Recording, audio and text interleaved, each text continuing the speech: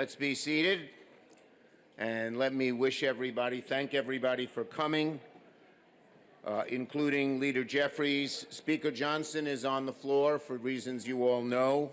And we thank Rabbi Shamto as well. And let me first wish everybody a Chag Sameach, a happy holiday to one and all. I want to thank you for being here as Jewish people around the world prepare to celebrate Hanukkah on Sunday evening. We started this tradition in 2023 after the attacks in Israel on October 7th, when the Jewish community were in the need of light and a reminder of what miracles can be. At the first ever Capitol Menorah lighting, we were joined by the Bibas family, whose family members were taken hostage by Hamas and murdered in captivity. 2 years later, thanks to the advocacy of the hostage families, all living hostages held by Hamas are back home with their families, and only one hostage remains in Hamas captivity. We hope that that hostage will come home soon as well.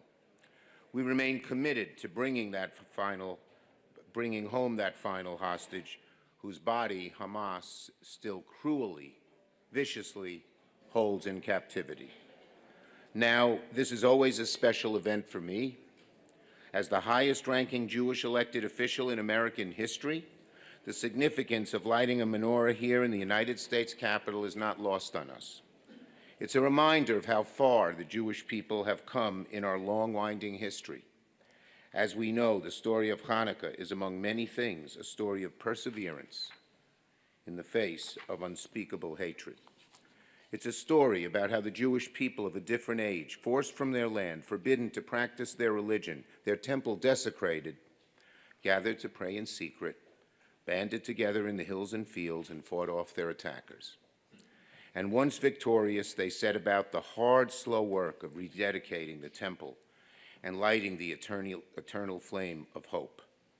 Today, thousands of years, that flame still burns, but in too many places, it's flickering.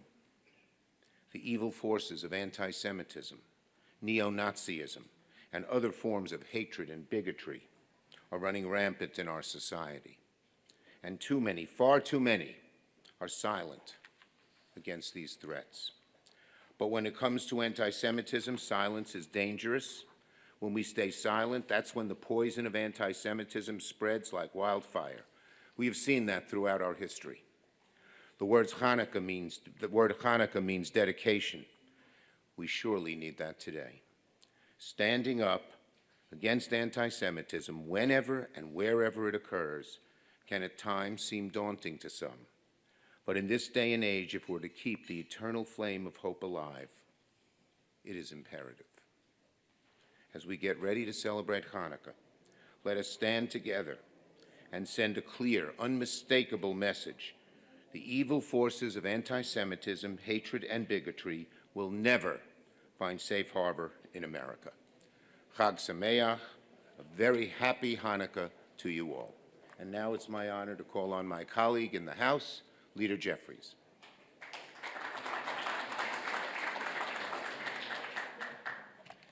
Good afternoon to Speaker Johnson, Leader Schumer, of course, distinguished colleagues in the House and the Senate, all those assembled. It's a high honor and a distinct privilege to be with you all once more on this very special occasion. Certainly thankful for Rabbi Shamto, for his leadership, for his partnership, for his friendship, for always committing to bringing us together, not as Democrats or Republicans, but as Americans. The story of Hanukkah is one of inspirational perseverance against tyranny, unfathomable resilience in the face of oppression, and unprecedented spiritual rededication. Among the miracles of Hanukkah is that a tiny jar of the oil needed to light the menorah in the temple, intended to last for just one day, lasted for 8 full days. For that miracle, of course, to transpire, someone had to have the foresight to leave a jar of sacred oil behind in the face of the oppression that was taking place, knowing that one day, against all odds, the temple would be rededicated. Just one person ignited a miraculous moment. The story of Hanukkah teaches us that one person's light can help drown out the darkness. These, of course, are challenging times, but inspired by the story of Hanukkah, we know that brighter days are always ahead of us. These past years, of course, have not been easy for our Jewish brothers and sisters, but as the Hanukkah story makes clear, the Jewish community for thousands of years has been a resilient one. It has been more than 2 years since the horrors of October 7th and the beginning of a new period of great challenge for Jews in America, of course in Israel, and throughout the world. This Hanukkah, however, we do breathe a sigh of relief, knowing that after 2 unbelievably painful years, all of the living hostages held by Hamas have been reunited with their families and loved ones in Israel. As we move forward, our determination to fight anti-Semitism and our commitment to Israel's right to exist as a Jewish and democratic state remain ironclad. And together, we will crush anti-Semitism whenever and wherever it is found.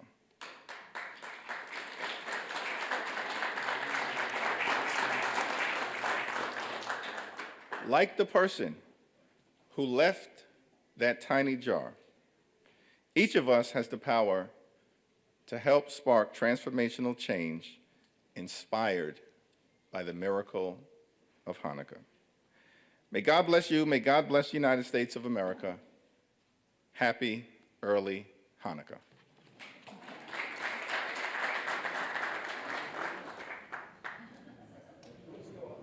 It's now my honor to yield to a man who needs no introduction, Rabbi Shamto.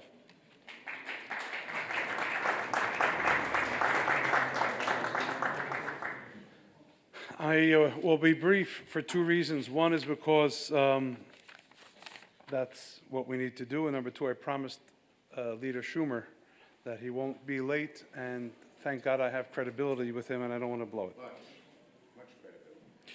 Thank you. As a matter of fact, I know the speaker is not physically in this room, even though he's very close by, but his menorah is here, and he's the host today, so I want to recognize him, even though we are still waiting for him to possibly join us, and also the leaders who are here, Leader Schumer, Leader Jeffries, good friend of mine, of course, both of them are, and also Congressman Goldman, who's half of that twinning of a tale of 2 Goldmans that we have in the House now, one from Brooklyn and one from Texas. So you're both here. Thanks for being here together. And of course, Randy Fine from Florida, who's working his way towards officially declaring himself a Chabad congressman. When I say leaders and friends, they're almost synonymous, and it's not the first time we're doing something that brings people together as Americans, as Leader Jeffries said. It was about 30 years ago that Leader Schumer joined with Speaker Gingrich to award a Congressional Gold Medal to the Rebbe, and that was together with Jerry Lewis and John Lewis. And I remember when we got sponsors, people said, "You got Newt and John Lewis on the same letter. I don't care what this is, I'm in." So I think that that's the message for today. If you look at the menorah to my right, you'll see a branch in the middle, reminiscent of the menorah in the temple, where there was a branch that had a flame straight up and 2 sides that branched out from the base facing towards that middle, which is moderation. And I think that there are 2 ways to look at people who go out from the base into different directions. And one is we can focus on the differences and worry about conflict, or we could focus on the variety that brings unity in the spirit of a pluribus unum, which is the basis of this very nation. It's basically, as I told a bunch of bankers, room full like this last week at the IMF IDB World Bank party. I'm not an economist, but the one that is earlier is 1 versus 1 equals 0. The second equation is 1 plus 1 can equal 3 because it enhances all the parts of the whole. And I think that you will soon notice that I will light the candles. I'll start with one small one, and then it'll go to 2, 3, 4, all the way till we have 8 plus the middle. To echo what Leader Jeffries said, you know, sometimes we have to start out modest with what we have, with what we're sure of, not get intimidated or overwhelmed because of the great scope of what we have. And finally, yes, we were here 2 years ago with the Bibas family and with hostages who are still in captivity, hoping for their release, praying for their release, and now we're back celebrating their release, and that's because, notwithstanding different opinions, the leadership of both sides did come together to support that. I saw that with my own eyes by the welcome of both the Speaker and Leader Jeffries here on the House side to their families. And Leader Schumer mentioned anti-Semitism, and I think that it's a very real thing that we dare not ignore. And just like this Capitol complex must focus on its security, it's difficult to enter the building, but if we focus only on security, we forget what we're here for. So too the Jewish people have to remember that yes, we see the spike in anti-Semitism, but we can't focus only on that. We have to focus on our mission to the world and secure it by fighting anti-Semitism, then proceed with what we're here for, which is to bring, as the Lubavitcher Rebbe would always mention, light into the darkness and hope where there is despair. That's the message of the menorah, that's the message of Hanukkah, and that's why we work so hard to proclaim that and spread that. So with the permission of the leaders, we'll proceed to lighting the menorah now. We'll do the blessings pro forma. It's not Hanukkah yet. But then afterwards, if everyone who can will lead me in Maos Tzur, and if we being, I'm not sure if we're being joined for the lighting by the Speaker, but if he enters, we'll welcome him as soon as we're done, okay? Thank you. And Senator, and Leader, I yield back the balance of my time.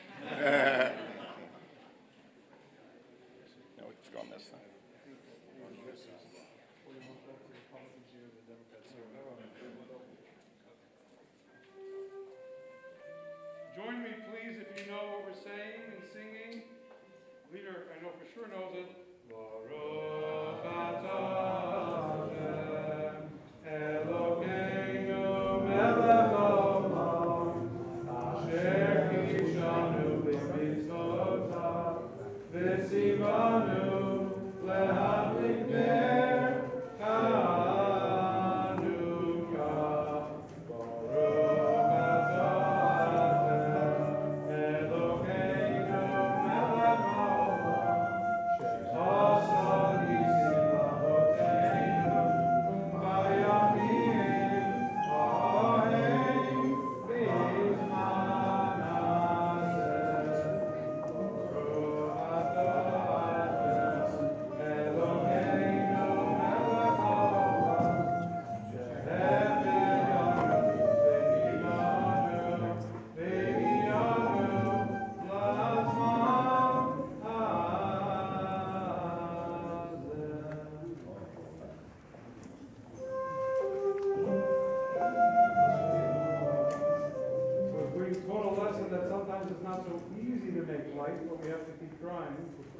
And not give up.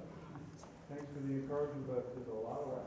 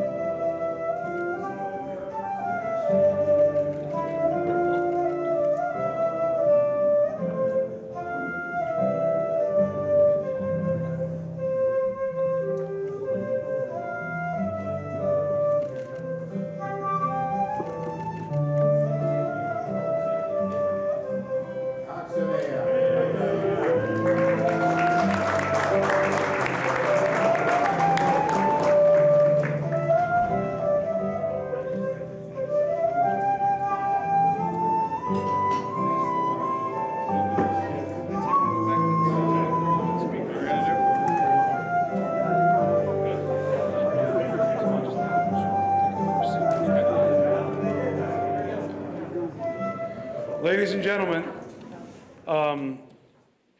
Senator Schumer had a hard 330 on the Senate side, but Leader Jeffries is here with us. And what I do want to say is one thing. I don't get involved in their opinions on political issues. That's not my role. But one thing I will say is the two gentlemen to my left are strong and perhaps the best friends of Israel and the Jewish people either side of the aisle has ever seen. So I'd like to have a round of applause for them there. One more sentence.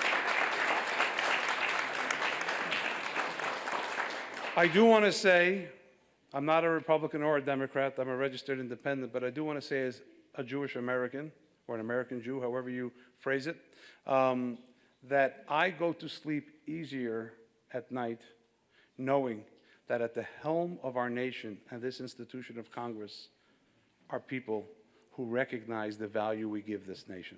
So I think that that's important to remember. And thanks, Mr. Speaker, despite all the difficulty, for making it here today.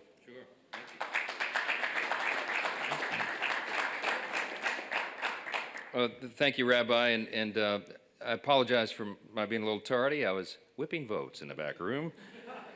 We got it done, and I'm really grateful. This is the third annual Congressional Menorah lighting, as so many of you know, and I just want to express my sincere thanks. Rabbi Shamto always speaks from the heart and has such conviction, and it's contagious. And of course, Leader Schumer, who is here, and Leader Jeffries, who is my good friend and my colleague, and we do share this in common, that we support Israel, obviously, and the Jewish people.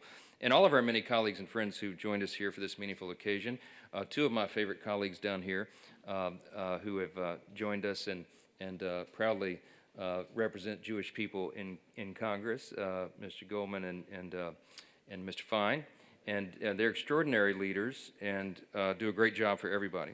This is a special time of year, and we like to do this. We enjoy this because we gather here in the People's House to celebrate our fellow Americans of all faiths. And this is an important one. The festival of Hanukkah at its heart is a celebration, of course, of courage, of the Jewish people's steadfast defense of their faith over centuries of persecution. And we don't ever forget that. It's more than 2,000 years ago in the ancient land of Israel, the Jewish people were denied the most basic freedom to pray and to express their faith in the holiest of places. And it was then that a fearless patriot known as Judah Maccabee led a small band of brothers to reclaim the Holy Temple in Jerusalem. When the temple was restored, the menorah's oil that should have lasted only one day burned instead for 8 miraculous days. I'm telling you this story as if Rabbi Shamto didn't cover it already, but for those who are tuning in late, okay, this is the history.